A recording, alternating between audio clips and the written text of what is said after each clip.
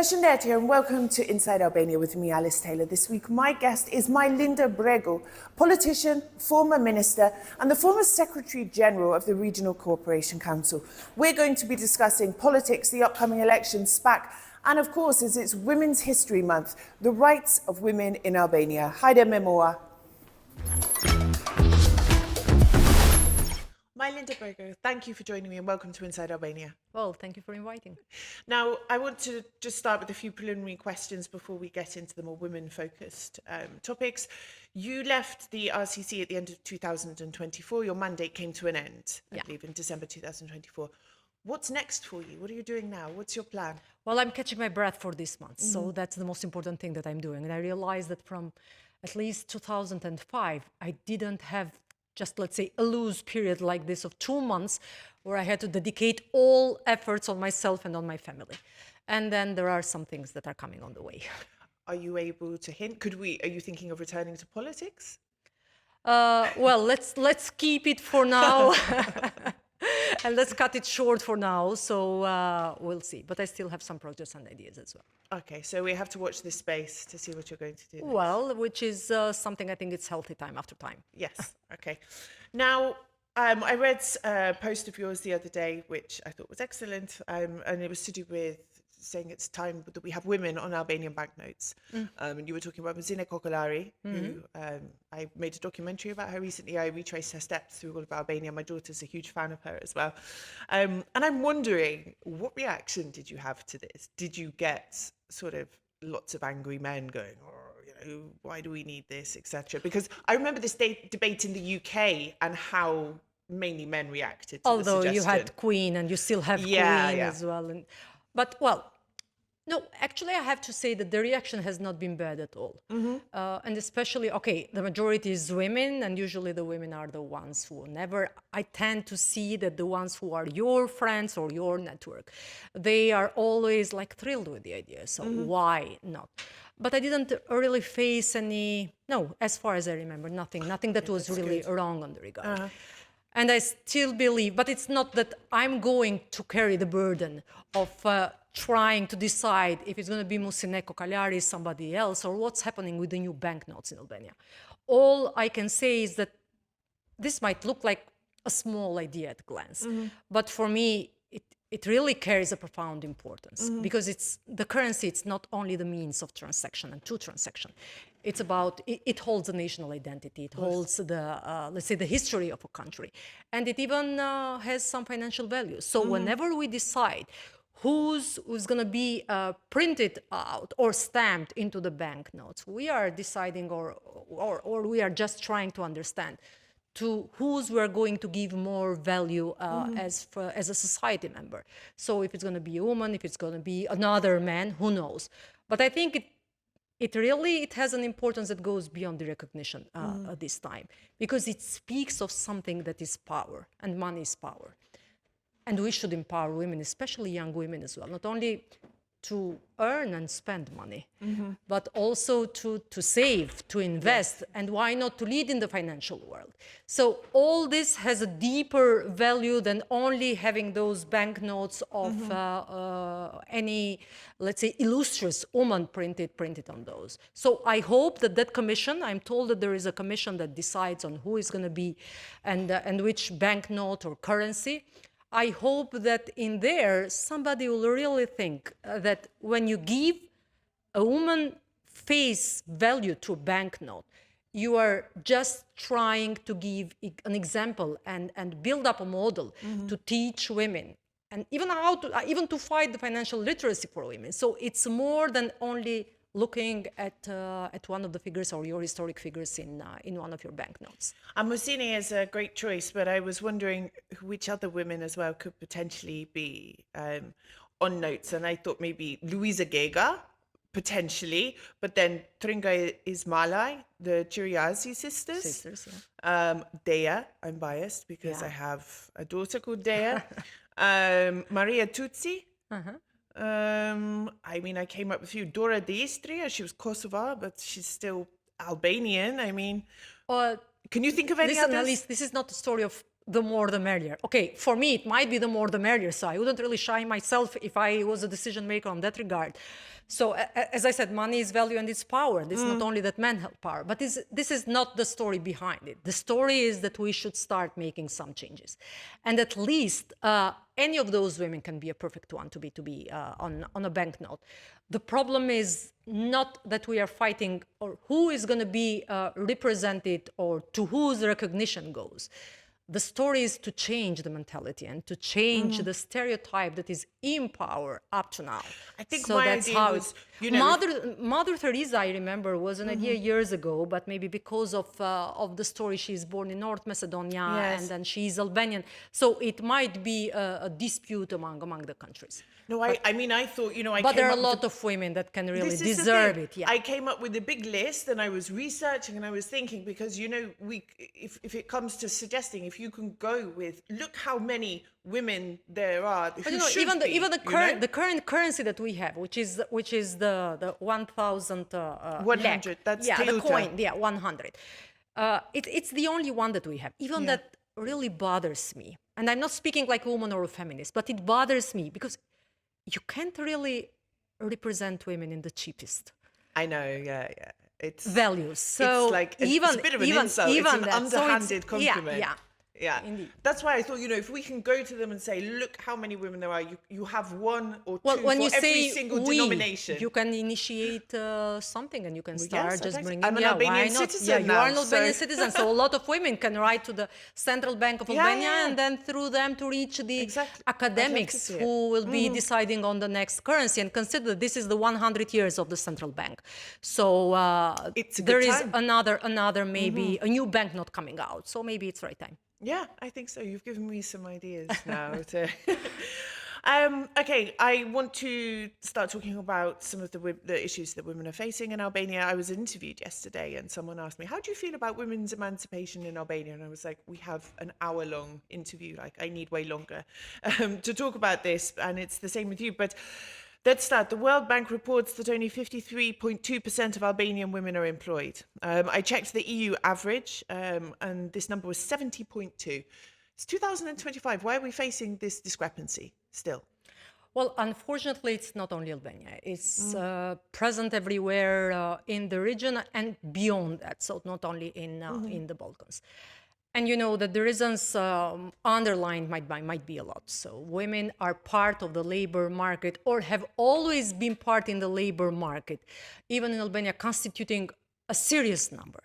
But lately there are even some changes. You know, the cycle of a woman's life, especially like taking care of her children, or then working in between hours, so working at having your job and then working at home and so on, makes more difficult for them to remain steady into the labor market. Some of them can really have some, let's say, intervals in between, like from pregnancy, birth, and they coming back to the labor market or finding a job, re-entering the labor market can be even more difficult for them. But this is not the whole story. So the whole story, or not even the whole, so I'm not even taking, I don't really want to look like I know everything. It's not that I know everything. But what I think and my point of view is how to make the best of use to empower women economically. The 53% of women who are working, and usually the women are the ones who think of not only of the next generation, but of their peers, of their parents, taking care of a broader, let's say, network of people than men. Even the intentions when they start a job or when they start a business is mostly to help others. So the idea is how to make this contribution of 53% of women as part of the economic growth and the economic richness of a country. And I came through these, let's say, new or some novelty idea of trying to measure not only the GDP of a country, but to mention the female domestic product of a country. So not only the gross domestic product. And given there is a formula for that I'm not going here to make people really pissed off of arithmetics and calculations.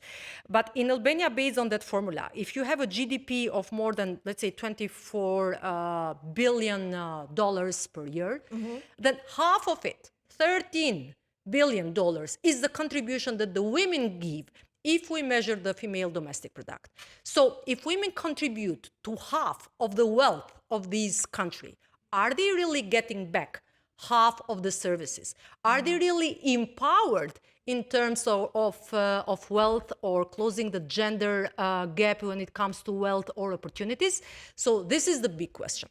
And there is a reason why the tendency these days everywhere in the world, and Albania is on the right path on that regard as other countries, but not only because we have been thinking so much on women, but because we are in the process that we would like to align like with EU, and you are in the process of monitoring by the World Bank and then IMF as well, and so on. So the story behind that is this the right time now to think strategically about the role of women and how to empower women? It's not only the representation, it's not only the numbers of how many of them are working, how many of them are out of the labor market, or how many of them are really empowered to start a business.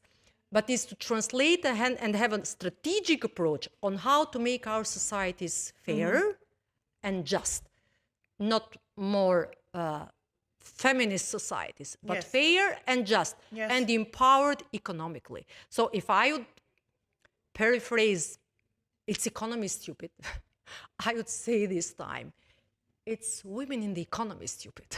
It's their role in the economy. Yes. You know, it's... I hope I was not too provocative. No, and it's right what you're saying, you know, the contribution versus the participation, but also we have to look at the way that women are struggling to achieve this. And I'm going to give an example. My daughter starts school in September. I was a single mother for 3 years or so, really hard working, lots and lots of hours. She's been in state education. She'll start school in September. School finishes at 11:30, 12 o'clock. What am I supposed to do with her when I'm at work until sort of 4 or 5 o'clock in the afternoon? Gone are the days when many families could afford to have the woman stay at home by choice.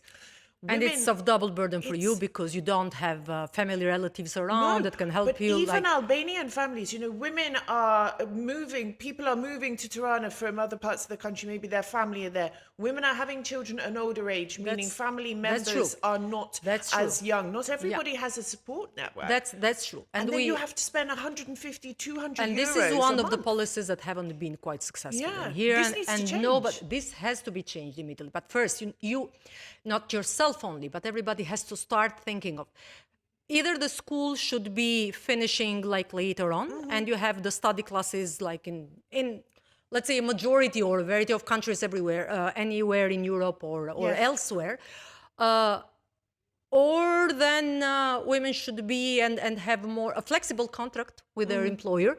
So to go back home, try to take care of your kid.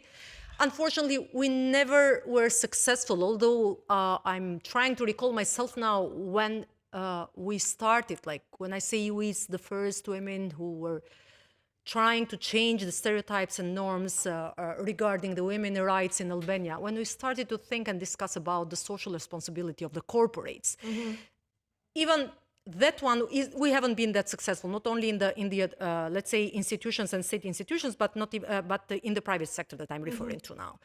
So companies and business that should have a social responsibility. I'm not saying kindergartens, big kindergartens, flexible hours, but flexible hours, but even a corner for any parent like yourself that is a single mother working, in order to have your daughter maybe with you and while she's trying to study, but you can still have a look at her. You can still just have a 2 minutes discussion with her. So kind of these flexibilities, because the world of the job and then the labor market is becoming so difficult for everyone. And if we give like a kind of allowance to men to leave their homes, to work for longer hours, to network even beyond the working hours with each other, to empower each other through their lobbying and through their clubs, we should think on the other side of the women. And if there is a problem thinking of the women of today, because we might look like too, witchy, then think of your daughters, dear man. Think of the young women that are growing up, so they are going to face the same realities in some years. A couple of years ago when I was working at Exit, I crunched some data on this burden that women carry especially when compared to men. And I found from looking at data from various sources that women are spending about 22% of their day doing unpaid domestic labor. Now, this term often gets sort of quite angry responses from people like, oh, taking care of children, cooking and cleaning, that's not unpaid domestic labor. You shouldn't have to be paid for it, blah, blah, blah. Lovely so. When I mentioned the FDP before, which is the female domestic product, that calculation comes by taking into account those working hours at home. Yes. When you care for your children, and luckily, I'm not saying that has to, it's family members. It should, it's not that it should change. A mother's role, it's never, it can never be. So it's the first thing that the kid and the child will always need, the mother's presence. I remember myself, so when we were sick and mom was taking like days off from her job, those were the luckiest day and the happiest days. So you had the soup, you had something, you had somebody taking care of you. You had that smell in the house that somebody was there present, and you felt secure, so you are not frightened. But the problem is that life is really bringing every and each of us into and facing difficulties and challenges every day. So that 22% as well, it has an economic value. It has an economic value because you are not paying somebody else to take care of your children at home.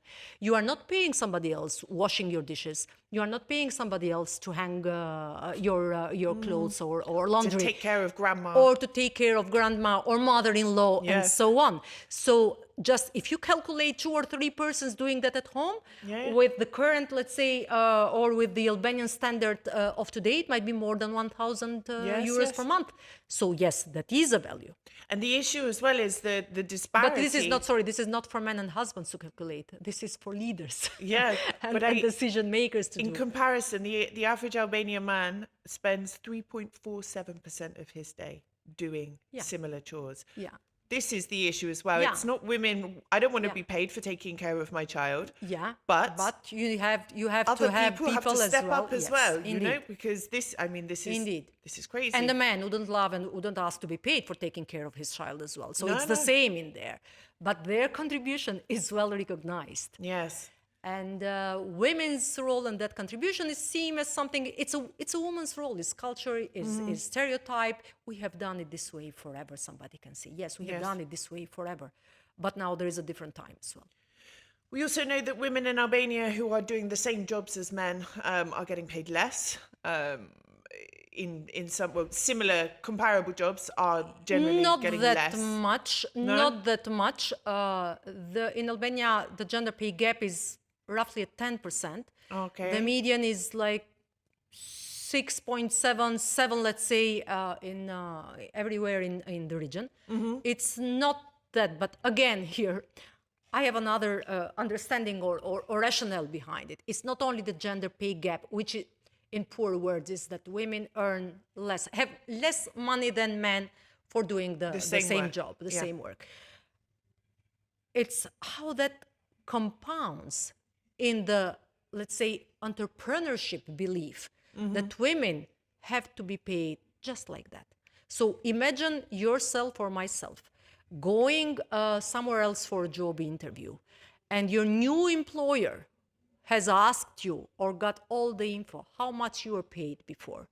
So that is the compound, the hidden or the unseen impact of gender pay gap. By paying women less today, you are projecting like their future job will even run on the same path and the same direction. And for me, this is more worrisome than the current gender pay gap that exists today, because it speaks of how you devaluate the same job and the same work that a woman is delivering in regard to that of a man.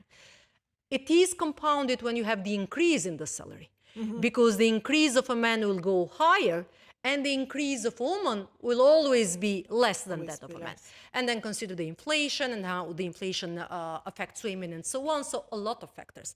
This for me is even more dangerous, and this as well is something that we should look upon. But how do we change this in terms of policy, like concrete policies? How do we deal with the gender pay gap, with this Listen, there is burden on luckily women? no need for a rocket science in these stories, and whenever we speak of economics, right, economics or empowerment of women. The most developed countries have already done that. You can help women, you can close the gender pay gap as well by helping women, as we said, to stay in the job for sure and be more secure than cutting their career in the middle because of the pregnancy or so on and so forth.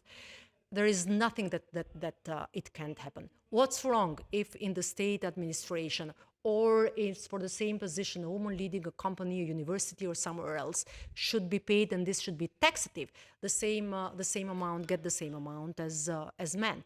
So why should be any differences on that? But one factor as well has to be considered. Women have to jump, and when I say women again, I refer to the young women that are brilliant. They can do everything. They should as well start to think, but before them, it's the policies who should start preparing them how to empower themselves financially, how to negotiate their value, how to start from early school. Sweden is down. Sweden is doing it perfectly. They start from early age, 7, 9 years old, and then they continue in all the education systems up to the tertiary one and so on. You tell women what is money. You tell girls how you can save some money and buy a cookie tomorrow. You tell them that you don't need to buy 2 or 3 things. You tell them how to prepare or sell your cookies, and then that's your money. And then you start fighting against financial illiteracy or fighting for financial literacy of women and girls in a young age. And by that, you'll have more women studying finances, you'll have more women in STEM, which are the positions top paid everywhere in the world. You'll have more women in the IT sector. I was looking days ago on a study from the World Economic Forum, but it's not the only one. I've been through those data during this last 6 years at the RCC because we tended to produce our own data called the Balkan Barometer Survey. And that's why I decided to run some initiatives that were focusing women. Even on that one, I had a big fight. But the story is how you can really teach women in among all this, let's say, atmosphere or realities, that your future job should not come only because you get a diploma. This is not the time for diplomas anymore. And I'm sad to say that. It's life experience, it's skills. Yes, of so if we would really like to compete, stand tall, and societies are based on 2 genders. It's going to be either male or female. We need to upskill women and teach the women on the professions that they have to face in maybe 5 or 10 years' time. A lot of professions, from AI that we started our conversation, or from the smart intelligence, some of the things will be disappeared. I remember when I was at school, I hated maths. I really struggled with maths. My brain does not work in that way. Don't tell me that you don't love maths now. I hate it. I like words and art and music, but not maths. I remember my teacher saying to me, I think we were talking about Pythagoras, and he was saying, you'll need to know how to do this and algebra. You're not going to be walking around with a calculator in your pocket all the time. But I wish he'd taught me about saving, about investments, about different types of savings accounts and stocks and bonds and how mortgages work and how interest work. Because I never loved maths at school as well. And I really dare to say that really few people love the way how you're taught maths at school. I wish they'd taught me, because it took me until I was 32 to figure out how to save, how to invest, and then I finally managed to save, get a mortgage, but I wasted 12, 13 years of my life not having a clue how to use money, what I should be doing with it.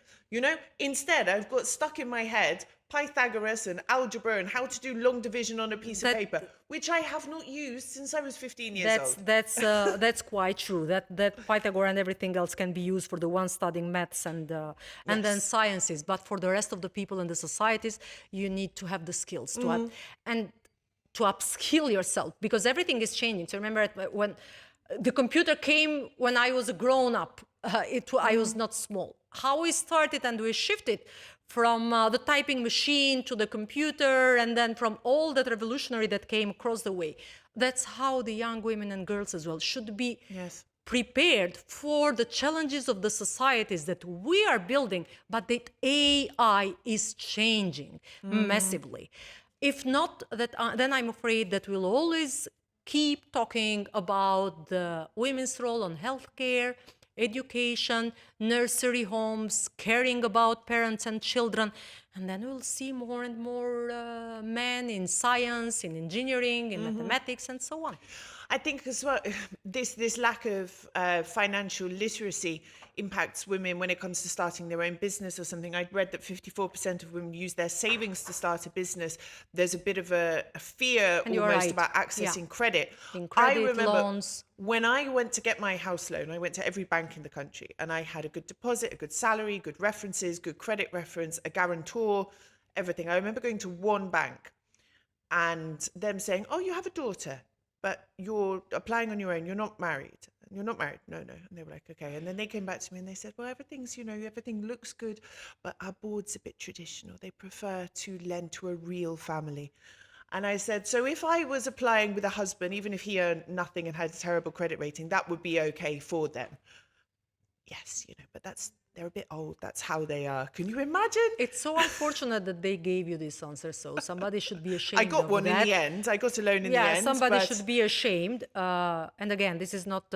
Whenever we speak or refer to the women fair representation in boardrooms or everywhere, it's not because that. And I don't want anyone to consider this like a hate speech. No, it's not that. Again, that's why I'm insisting. You have to see the contribution. It's economy. It's economy. Yes. The contribution that the women are bringing to our country's allure, to our country's, let's say, charmer positions in the world. And it's of utmost importance now to project what kind of future we would like, or what kind of present first, and then the future we would like for the generations to come, and for the girls that are growing today and will be young women tomorrow. Otherwise, we'll have more cases of domestic violence. We'll have more cases of women being victims of stereotypes and misogyny everywhere. It will be not an accident to have 2 or 3 sexist or hate speech comments or bullying based on your forms or your performance or your attire and so on. We'll continue to have always the forever, let's say, second option of the women in politics. And I dare to say that this is not going to bring us anywhere. You mentioned domestic violence, and again, this was something we talked about in an interview I did yesterday. And again, the most recent data I found was that 1 in 2 Albanian women will suffer at least one form of domestic violence. But this can be psychological, economic. It doesn't cover just physical. And this is much higher than Europe. And I want to know, why is it so high in Albania?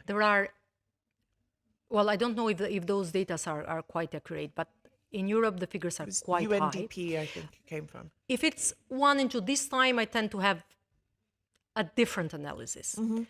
So I'm refraining myself from saying what I think, because I don't want any stupid or hot-headed to cut and prepare meme out of this, what I'm saying. But 1 in 2 might be even because of the awareness on the domestic violence. And 1 in 2 might be that even more women are reporting today than they were reporting yesterday. Still, the problem of the domestic violence or the gender-based violence, not only domestic violence, is a huge problem in Albania. It's a huge problem in Kosovo. It's a huge problem everywhere in the Balkans. And with all that is happening, this digital unsafety, it's becoming a huge problem everywhere.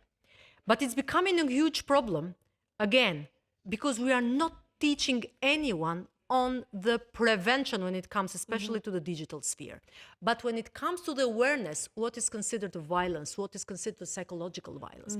You know, you came in Albania too late. I remember that when we started discussing about the domestic violence, this was in the 1998.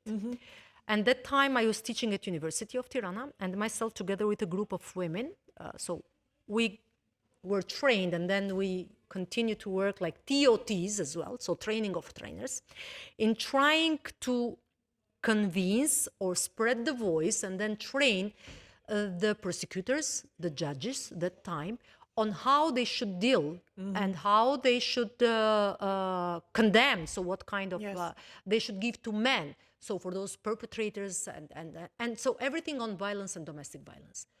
It was a hell difficult to travel out of Tirana and convince judges and prosecutors, even women, to see things into a different perspective. Because there's, but it has been a tradition like that. The man, the husband is the husband, the man is a man. So but speaking of marriage and the rape in the marriage, even for you was too late. Only last year they managed to change it. And it was a big fight, even in these Western civilized countries, still struggling with the concept of rape and consent. To consider that rape is not consent, so that rape is forbidden and that rape is a crime, is part of. So even for Europe, it was pretty hard, considering the countries where the tradition was strong, because it's not only a matter of tradition; it's a matter of power. Of course, that's what rape is. And it's about power, isn't nobody it? gives power. It's not. And gender-based violence, it's power. Of course. It's a fight of who thinks that is losing traditional power and will be seen as a weaker creature or as a weaker man, not worth of the status of a man. And that's the biggest problems that the societies are keeping on. Although the legislation on the domestic violence in Albania is quite advanced. It is. And I must say, in 8 years that I've been here, almost, I think there is a difference now. If you were to go to the police 8 years ago and say, my husband is abusing me psychologically, he's done this, they would laugh you out of the station. Whereas if you went today... To the police, to the doctors I think as they well. know a bit more. Police, doctors, the system is in place everywhere, even in the municipalities, and it is a good one. The implementation can still be a problem from here and there, from Tirana, elsewhere. And then to go back to the roots of our discussion, how can a woman go and just ask for help if she has 3 or 4 children? If she has no job, all she did her life was just taking care to grow up their kids, and as well no right to the property. Everything is written and is under the husband's name and the partner's name. So tell me, who's that courageous to think that they have to go out and live in the streets or somewhere, even in a shelter, when no one is offering them a home or apartment or something. On that regard, it's not that now we have biggest problems in trying to report the violence, but the biggest problems in trying to find a job for the women victims of violence, or giving them a shelter. Not only the shelters that have always been, let's say, under the, or organized or then kept by the NGOs, but shelter, apartments. How many apartments in Tirana are free today? Social housing is non-existent, and I have been saying this in parliament and so on. You give a permission for 12 floors of an apartment. A percent of it should be social housing. Say that the percentage should go to the municipality. You don't have to build apartments of 200 meters square. No. But some small apartments, 2-bedroom, like here and there, that nobody knows, not even concentrating those into the same building, because you are not segregating women. But here and there, give the access. Whoever is thinking that when a woman comes to ask, even for a cleaning job in any company or a private company, is anybody really trying by law to oblige the owner of the company to find a job and get and employ her better, or instead of somebody else who might be needy, but is not coming out of help? Because there's a problem. Women that do pluck up the courage to report their abuser, they'll go and do it, but then when they realize that there's limited help there, they end up forgiving. They can go back, and then the worst comes. Usually the cases of murders at home and losing their lives, and a woman becomes the victim. Women in politics because we have the election coming. I'm voting this time, and I've been looking in all the lists and everything. Obviously, I'm looking for female candidates, not because I would, just because they're female, but I would like to vote for a woman candidate. Oh, you know? you'll have a lot of women candidates to vote this time. Yes. And especially the ones who are not part of the closed list. Yes. So, yeah. But there's still no women leading a political party. And this is, I'd love to see it happen. How far do you think we're away from this? Or rather, why has it not happened yet? Why it has not happened in, let's say, 160 countries worldwide, where out of 193, only 23 are women. I know, but let's talk about Albania. Well, Why it happened in UK. You had had three women prime ministers. And then we had Liz Truss, who lasted like a week or only so. for 40 days, something like that. 40 days, but you still had that three women, and all three from Conservative Party as well. So this is something that can be. So okay, it's not happening in other countries, but why shouldn't it happen in Albania? No, that's not. This was like a tragic joke for myself. It's not that I was really justifying why it should not happen into Albania, but that there I have a conflict of interest because I have been part of this politics for so long, so long. Okay, let's say 12 years of being at the front page, let's say. And just not counting the years behind of that. But I've been for 12 years, so I was an exception to the norm because I was the only female minister for 6.5 years in the government. And all the rest were men. So I have some pictures at home now when governments were or members of cabinet were changed. And then you see different men in there, and it's only me wearing white or skirt or wearing something, and then all men in dark suits.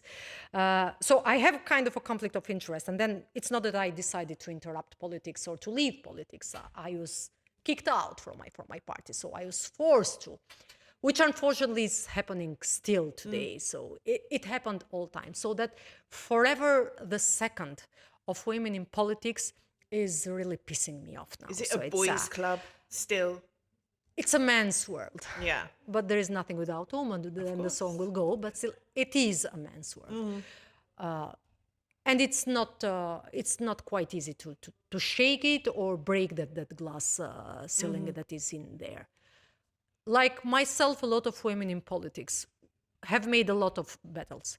So if we're speaking of the domestic violence and the violence in Albania, when I proposed in 2011 let's say the changes into the penal code for men and perpetrators to be jailed for more than 25 years, but going even further, vetting of the judges and prosecutors who were just giving a low sentence to anyone who was abusing or was a recidivist.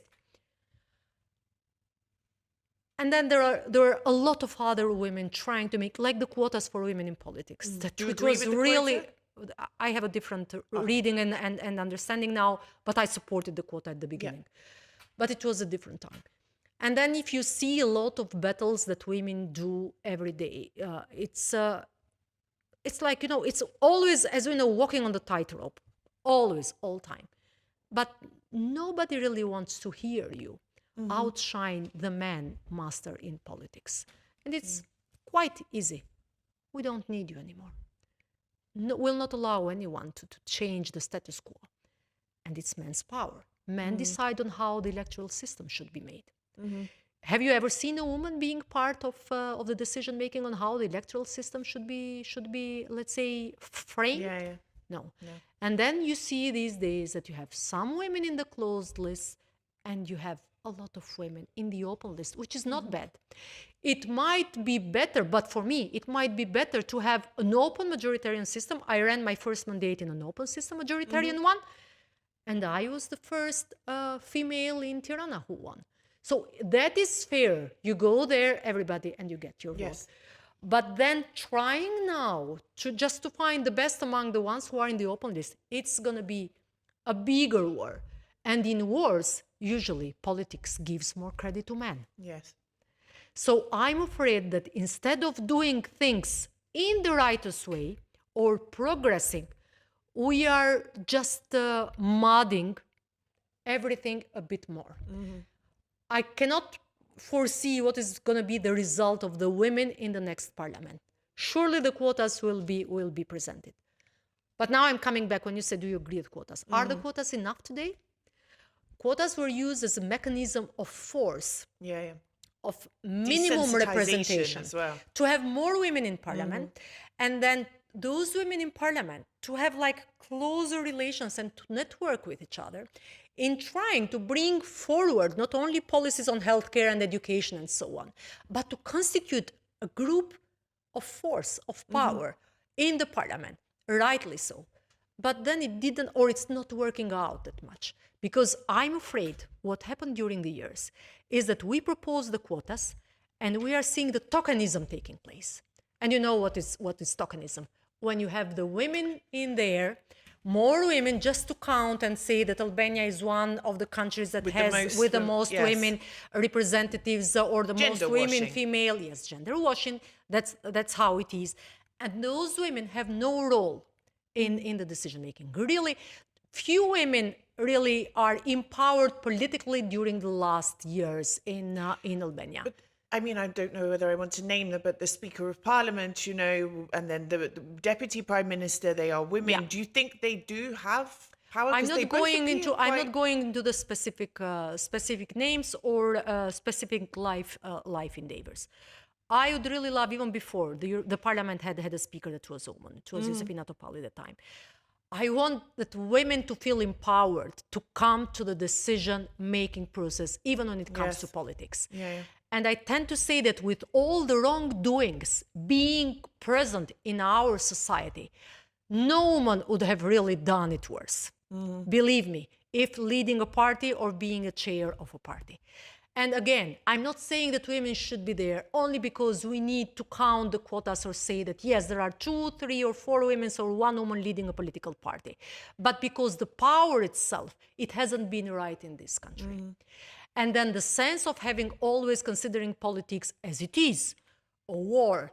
You need to be strong. You need to have Superman powers. You need to have narcissistic personalities. You need to be a dark empath. You don't have to feel bad on something that you are wrongly doing. You don't have to feel bad because somebody else is always sidelined in there.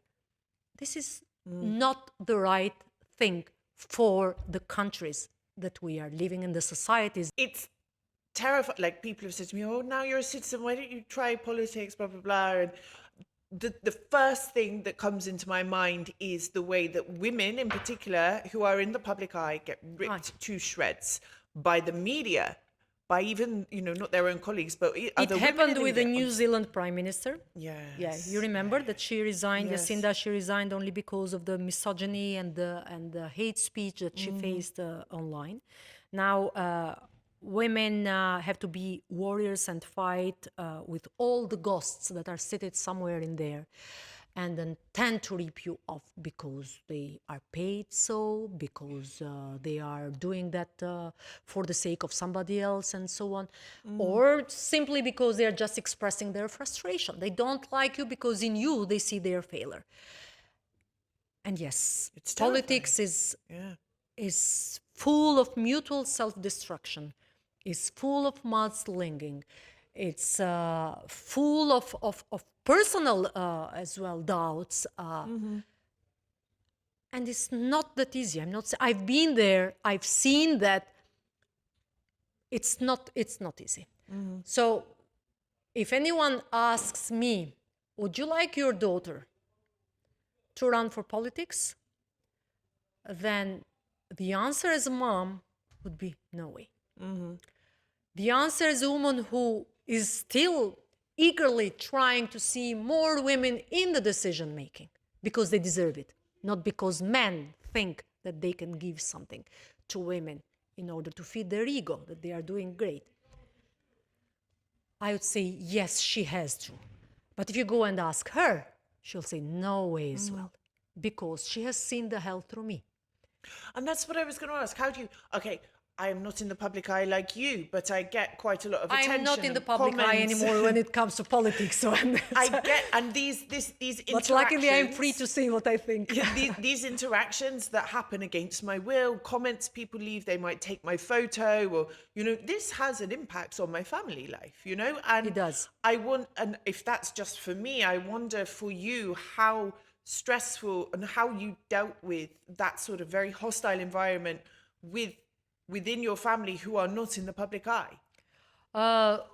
Luckily that you don't know all the stories of women in politics in here, because you came later, and all you know is because of what has been discussed and the reading and so on.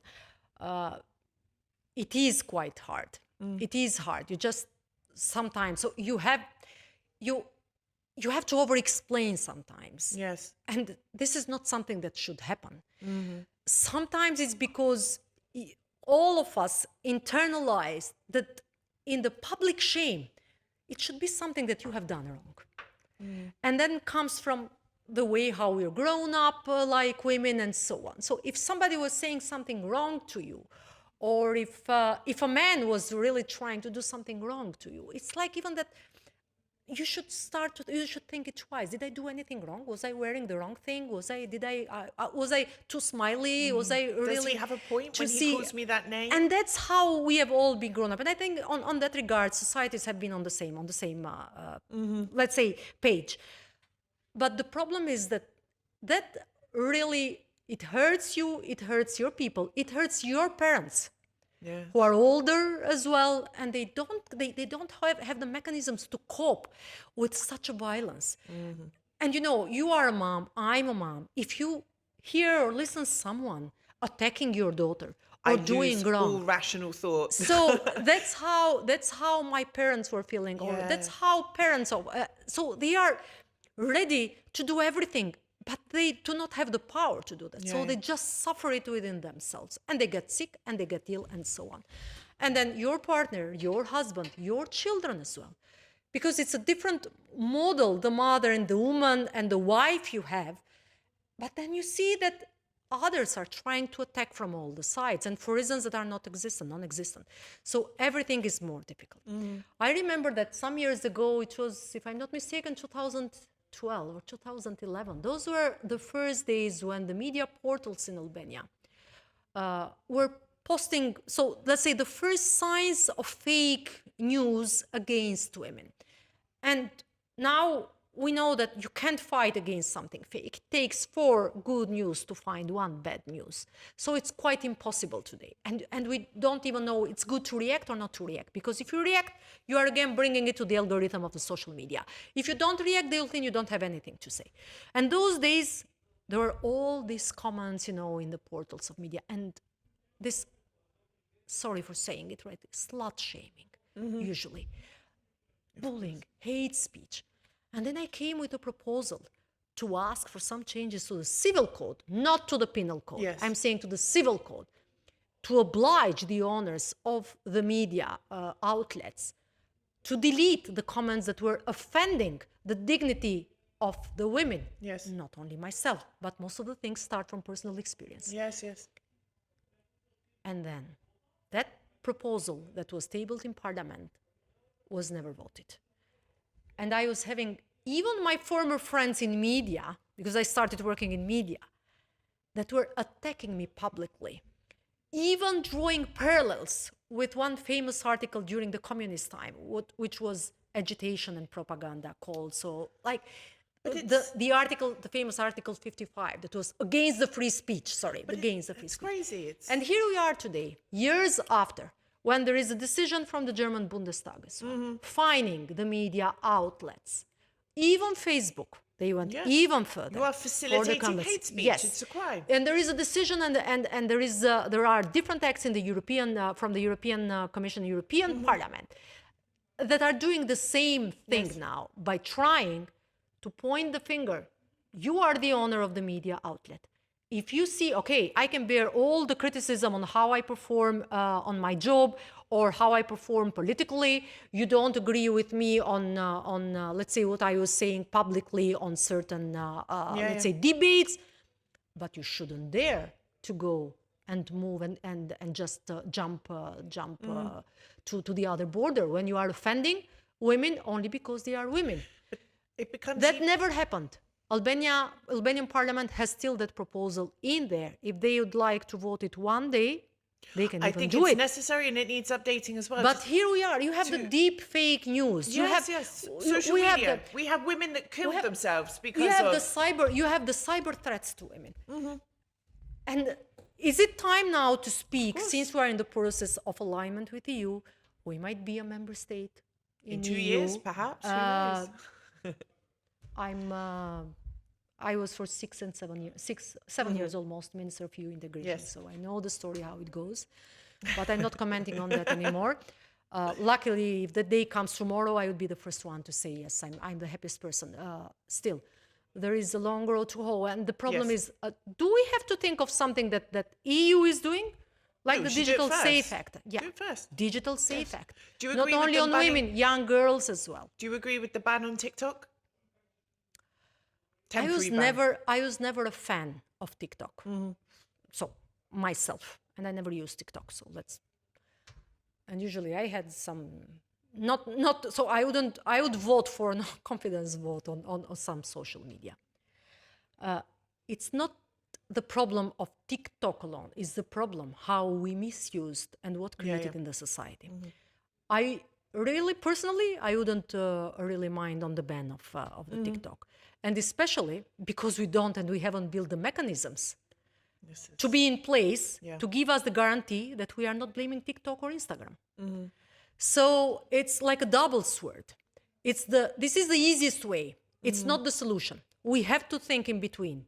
This is happening, but in between we should think of the legal acts of how to protect children, women, adults, humans. It's like this free-for-all that's sort of out of the grips of control. Social media has become so powerful, and when you mix it with very little enforcement from the platforms themselves, I've had death threats and you report it. Sorry, this hasn't violated our rules. What? Yeah. And then we can talk about AI deepfakes, for example. There was a famous Albanian woman who was victim to this recently. It's terrifying what can be done. We've had 2 women that have maybe killed themselves linked to abuse and revenge porn on social media. Like, something has to be done, and we can't wait for TikTok and Meta to... But again, this goes back to and I'm saying this again very oftenly because, so I tend to analyze now. It goes back to education as well. It goes back to the cyber curricula that for me is a must to be introduced at an early age at school.